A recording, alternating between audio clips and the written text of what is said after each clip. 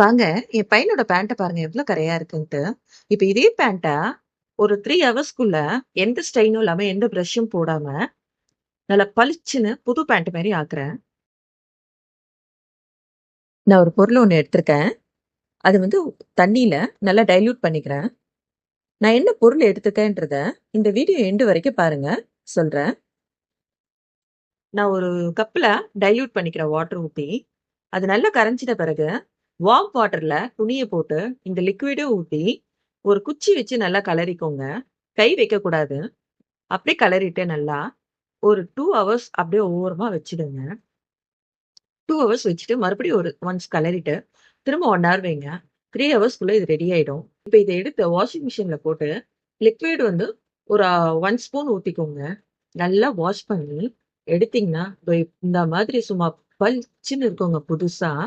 நீங்க பார்த்த ஃபர்ஸ்ட் பேண்ட்டுக்கும், இப்ப இருக்கிற பேண்ட் பார்த்தீங்கன்னா, என்னடா இவ்ளோ இதா இருக்கேன்னு நீங்களே ஆச்சரியப்படுவீங்க. ட்ரை பண்ணி பாருங்க. நீங்களும் ஈஸியா முடிக்கலாம்.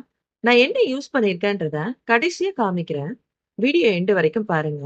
நான் யூஸ் பண்ணியிருக்கிறதோட பொருள் என்னன்னு பார்த்தீங்கன்னா, காஸ்டிக் சோடா. இது எல்லா கடையிலயும் கிடைக்குங்க. இது 1/2 கிலோவே ரூ. 60 தாங்க. ஆனா, நம்ம இந்த ஒரே ஒரு பேண்ட்டுக்கு எடுக்க போறது 2 ஸ்பூன் எடுத்தா போதுங்க. கையில படக்கூடாது. கையில மட்டும் படாம யூஸ் பண்ணுங்க.